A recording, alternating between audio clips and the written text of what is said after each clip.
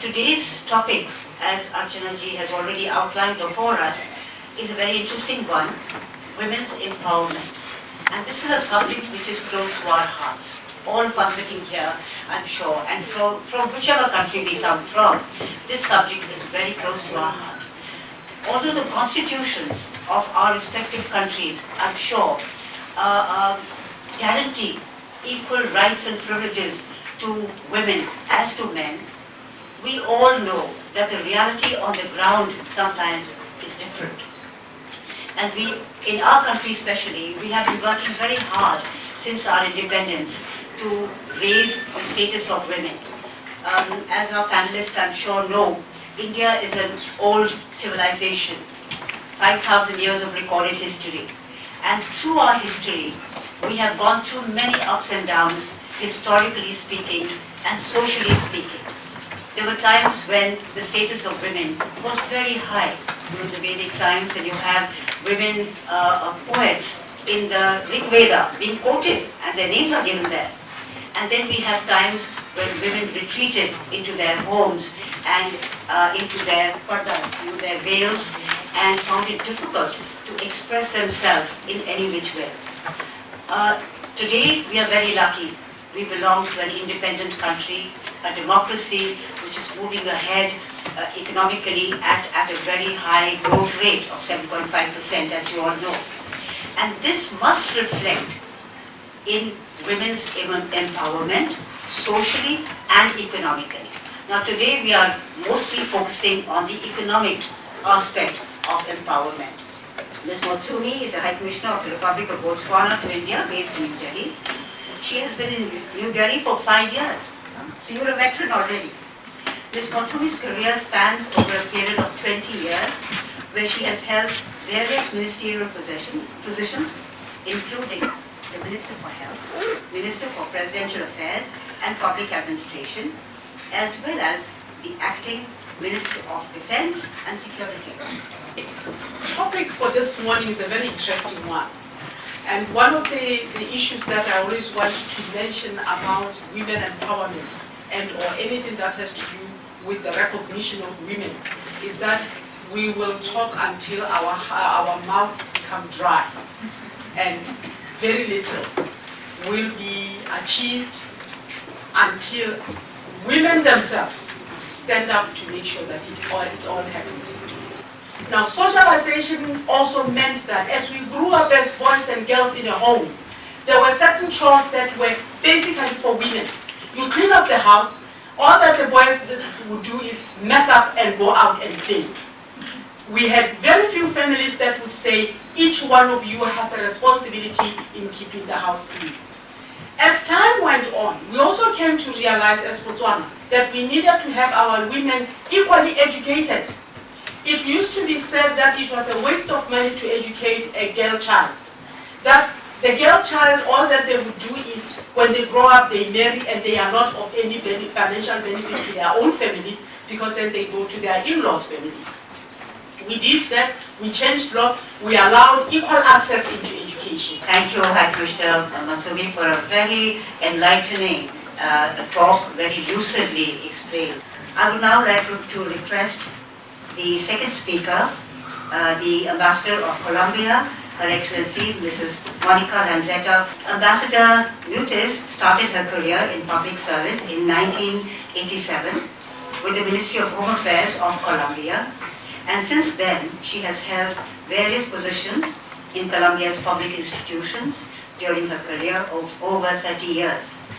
Before arriving in India, Ambassador Mutis served as Deputy Foreign Minister of Colombia from 2011 to 2013, and on several occasions acting as Minister of Foreign Affairs.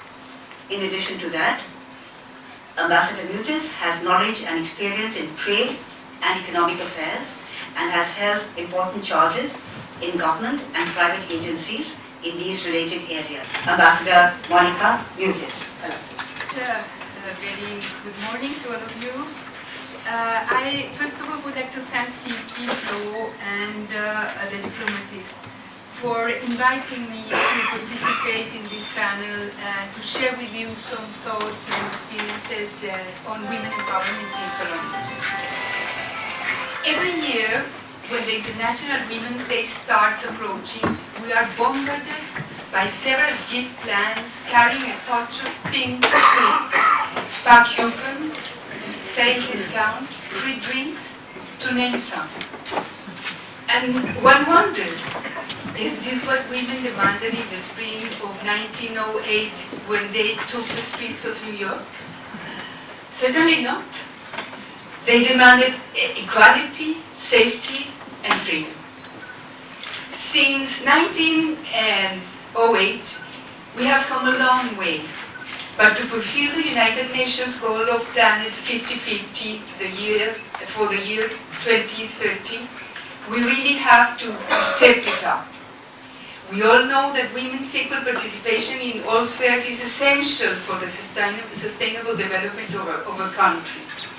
Within this framework, and our commitment to the Beijing Declaration and Platform for Action, Colombia is moving towards a more inclusive society for women.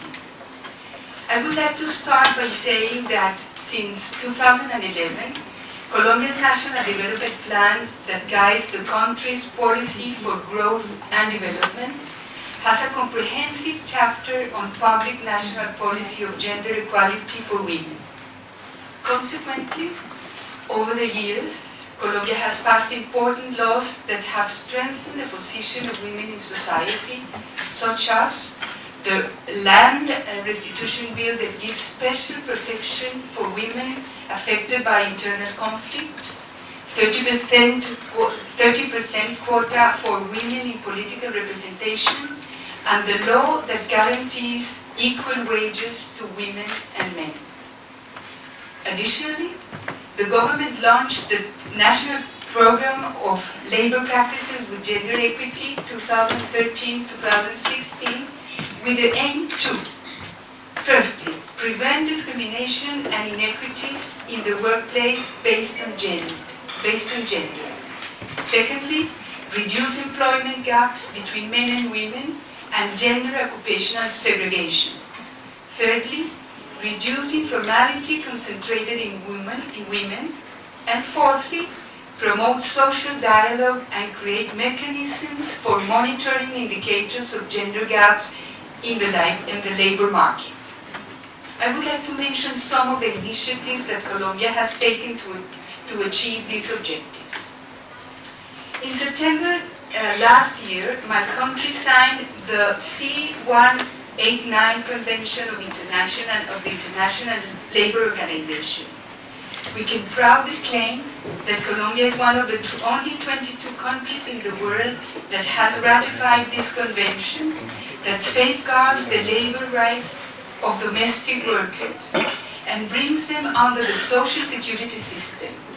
Workers now have the right to claim minimum wages set by government, fixed working hours, access to health care, and registration in the national social security system. Non-compliance to any of these requirements brings legal implications to the employer. Given that 96% of domestic workers in Colombia are women, this ratification has a significant social impact. Interesting concrete initiatives has been developed by government in collaboration with the private sector, which is a major employer in Colombia. The program Equipares, launched by the Ministry of Labor, is one of such initiatives. It is aimed to eliminate gender discrimination at workplace.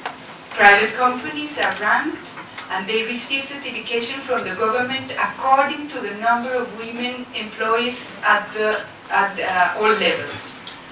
Regular checks are conducted by government representatives to ensure the compliance of this practice.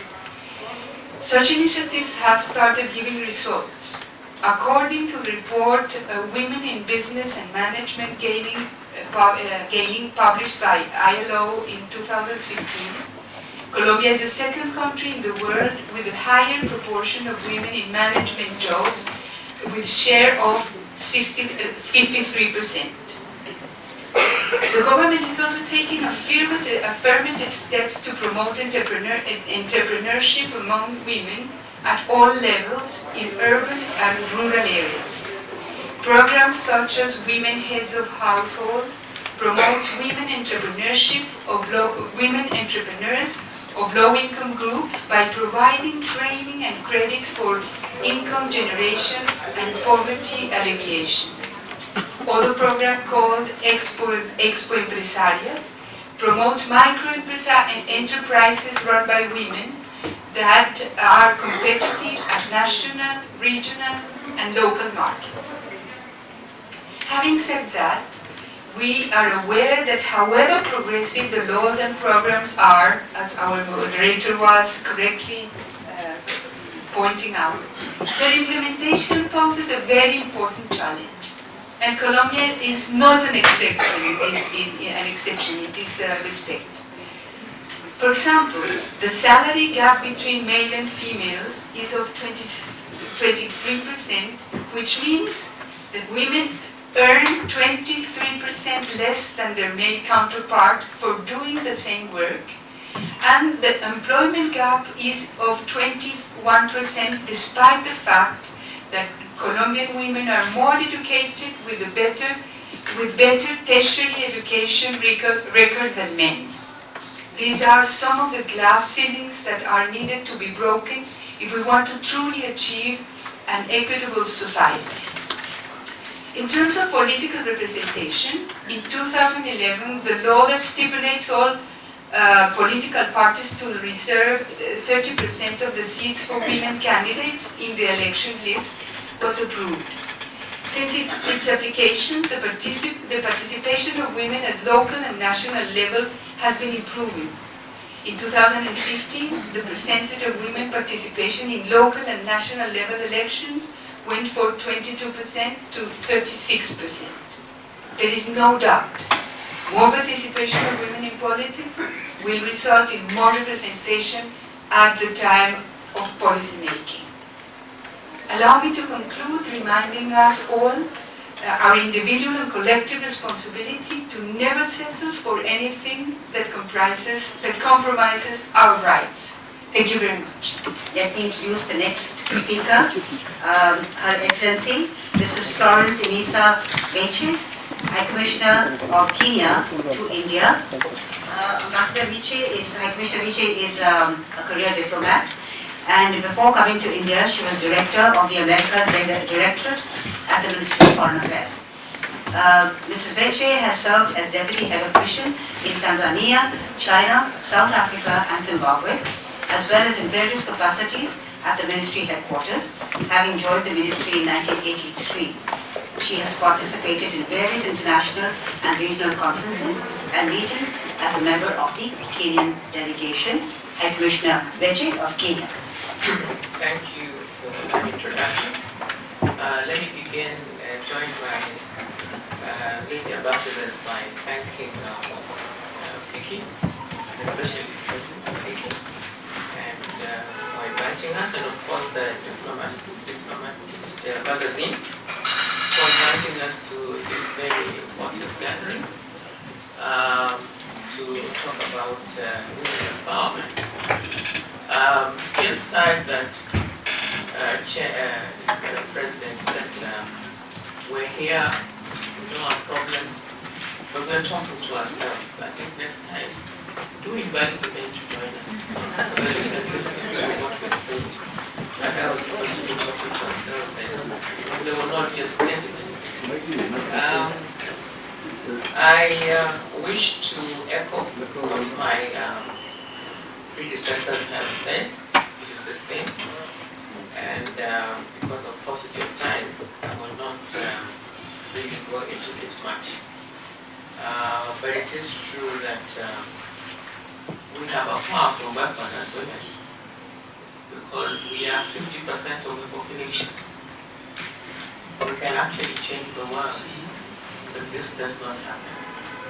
And as the High Commissioner recently said, indeed women, we are our own undoing. I was here during the elections when India was going through the election process.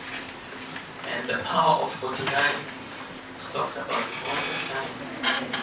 That power did not translate into getting the seat. I think why? Because we do not support women to begin with. And the men do not support us, and they're happy not to support us. I listened to the Vice President the other day during the opening of the Women Legislators Conference. I think he was talking about the same thing. You see, if we do not get women into parliament where the laws are made, then we fall out. Even in the committees, he was able to say, there are no women chairing those. There are no women in those committees, and there are no women also chairing. Or should they be present in the small menial committees like on women, but not in the powerful ones on finance and on agriculture or railways. It is the same back in my country. We do have a progressive constitution promulgated in 2010, which speaks to one-third gender parity, whereby no gender should be more than 5. But this is only in the books. We are now, I think, at 10% or 12% in terms of achieving that gender parity. And our colleagues in the region, Uganda and Tanzania, are doing much better. Of course, Rwanda is doing very well, with 56% of women in parliament. But that notwithstanding, I think we are still soldiering on. At the next election, which are next year, we're supposed to have achieved that one-third. It's a tall order, but I think the way to go about it for us and even maybe for India is to make sure that parties are nominating women. So that if the Congress nominates a woman and the BJP a woman, you'll be able to get a woman, you know, and the other parties will be able to get a woman. And of course, women should always choose another woman. And where there are 2 women, choose either of the women. You will not go wrong to choose a woman. But that's easier said than done. But that notwithstanding, women, I think, are trying to make their own strides in their own ways by empowering themselves economically, trying to stretch this little money they have. And the women have got an uncanny way of stretching money. They do it very well.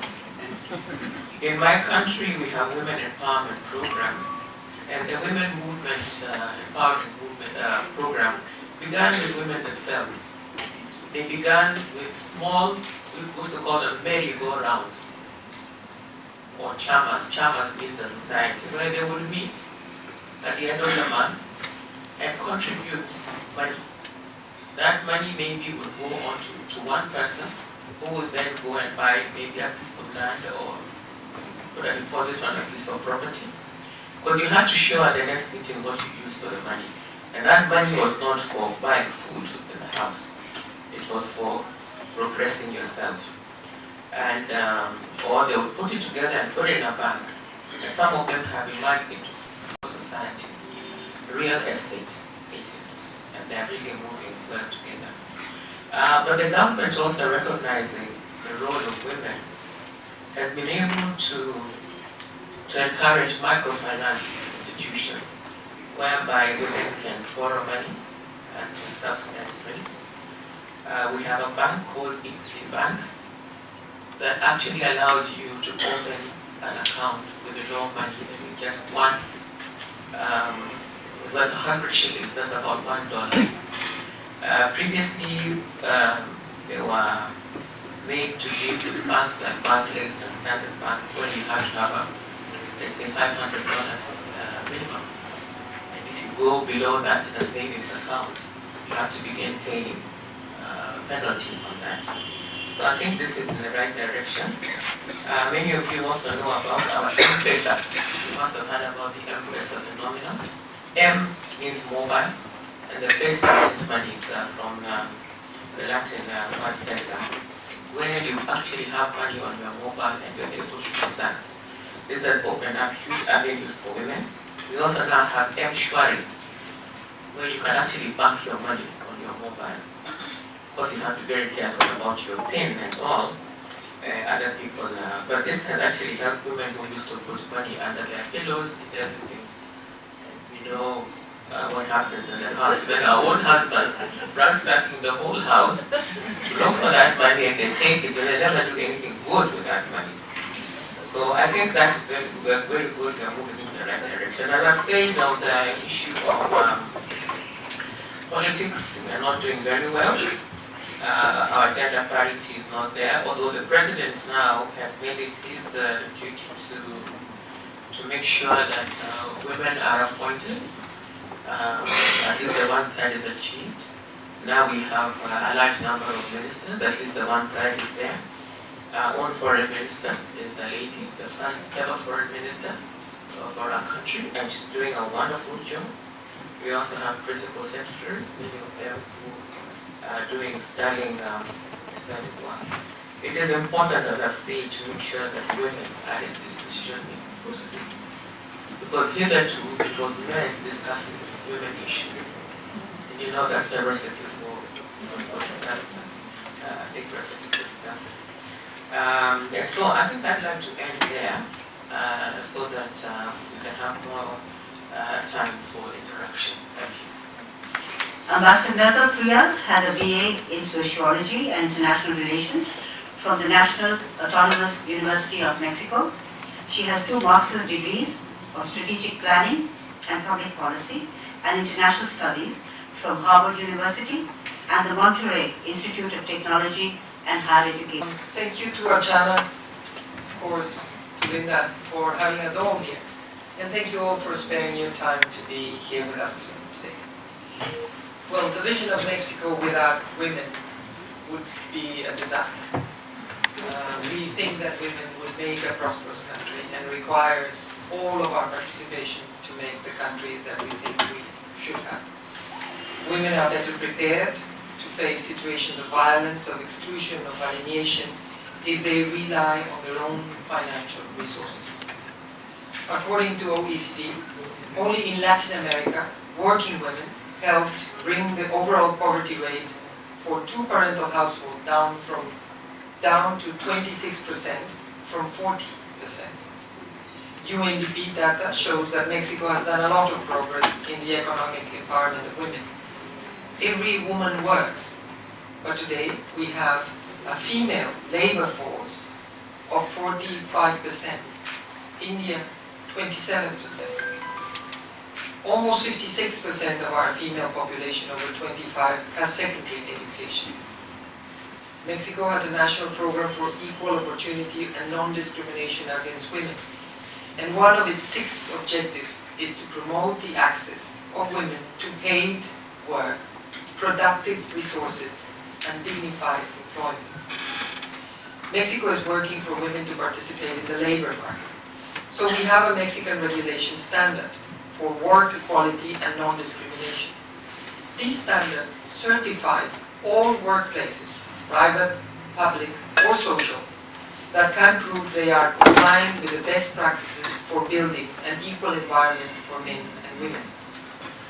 In 2015, we created a pilot program that was called Women SMEs, which has an objective to develop and consolidate SMEs spearheaded by women.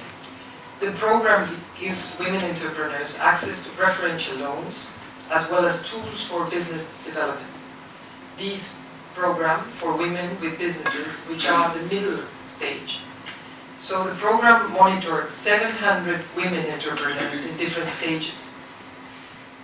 The Network for Business Development Centers for Women also offer access to information, counseling, and business services. They carry out a sort of entrepreneur mentoring among women. Over 10,000 female entrepreneurs compose this network. And it also has a platform of online assistance for women all over the country.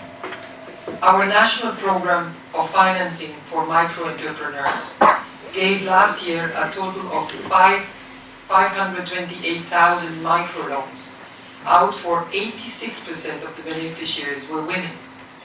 This program also provided financial education training for more than 33,000 people, and 80% of them were women. We have instituted the National Fund for Entrepreneurs, which is a round of 2,713 crores, which in 2015 approved almost 8,000 projects by women, which represented 40% of all projects. The next speaker on our panel is Her Excellency Ms. Maria Teresita Daza, Ambassador of the Republic of Philippines. And share the experience of my country, the Philippines, on this very important issue of women and their role in forging a society that is prosperous, progressive, and peaceful. As we all know, women and their role have always been relegated to the background of society. This was true in the past, and to a large extent, this is still true in the present. Women's voices have largely been muted in public discourse, whether it be on political issues, economic issues, labor issues, and a whole range of issues that affect the general well-being of the public. Discussions are mostly made among men and in consultation with men, as if the affairs of society did not involve women. We all know, of course, that this is not so and should not be so, for the world is by fact and circumstance a world of men and women, plus all other creations therein. Our faith rests on the shoulders of both.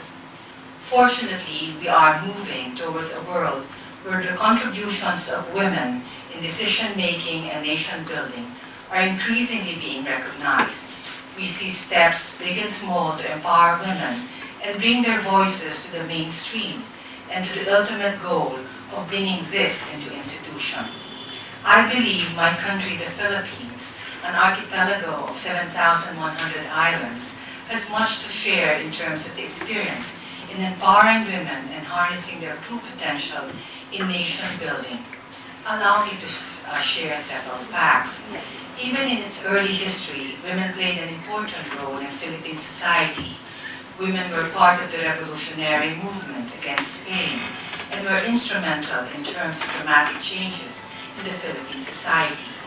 The Philippines granted its women the right to suffrage in 1937, way ahead of most of the counterparts in Asia and the world at that time.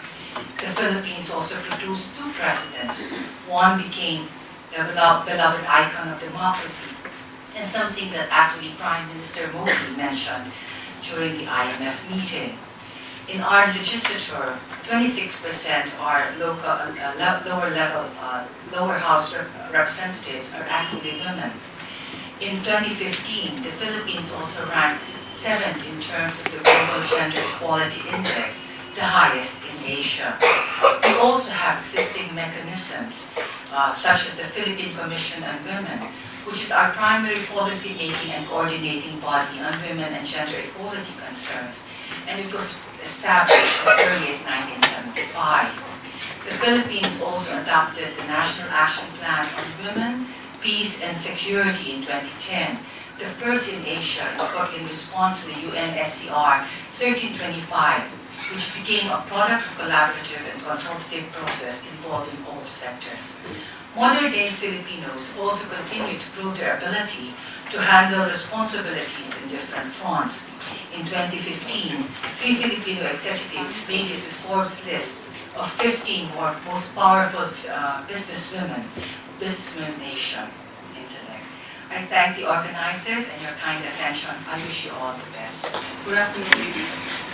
I think I became the alumni of the FICI because I have been here for almost 8 years and making a lot of presentations through FICI. We started with the women entrepreneurs, very great topic for last year. And also we had an India Arab Summit in November 2014 that I was leading for my 22 countries, that's Arab League, Somalia, member of Arab League. And all the International Women's Day we have been here. So happy International Women's Day for all of you. And thank you for inviting us. Having said that, when I came to India, I'm sharing with this also. When I came to India, when I was submitting my credential, I went to the presidential palace. So there's a place you have to meet. And there were a lot of beautiful pictures of the former presidents of India. So I was going around and reading it, and by the time I finished, it was dominated. But the good thing was, the person I was sitting with was a Madam President. But so that makes me happy actually. Anyway, let me come back to the topic of the day. Somalia is different from the rest of the countries that you hear about it. How?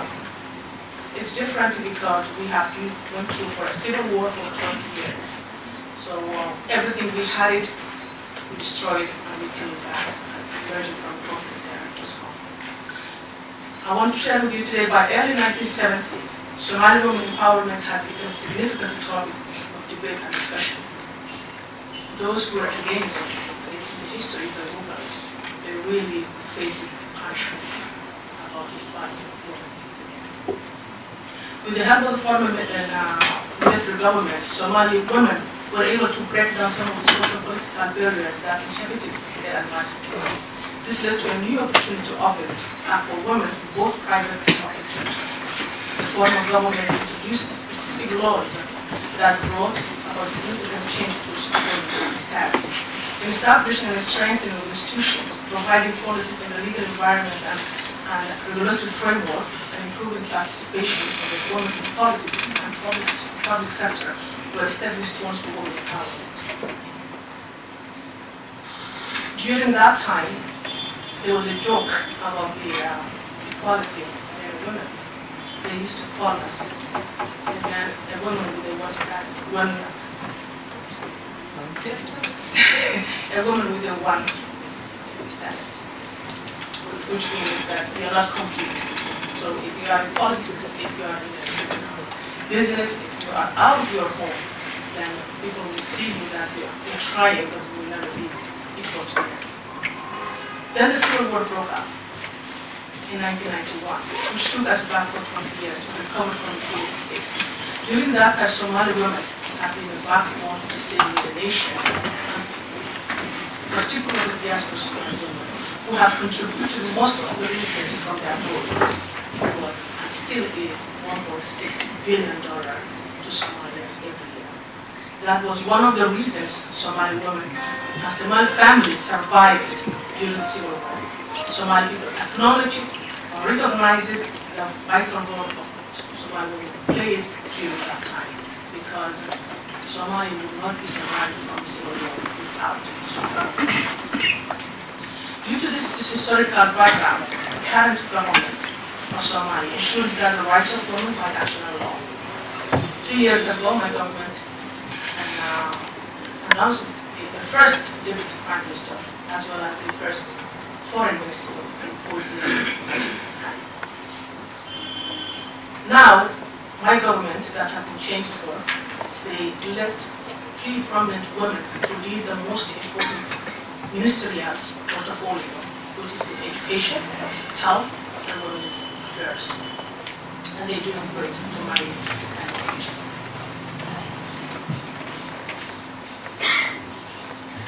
Let me share with you the current government also. The key progress made so far includes the launch of the development of national gender policy, which is very, very important, drafting of the sexual offense bills, process to set up the national free education and free health, which we used to have it before the Civil War. I grew up in a country that I had a free education and free health care. So my current government is trying to do the same thing, and it will take actually time and effort to do it.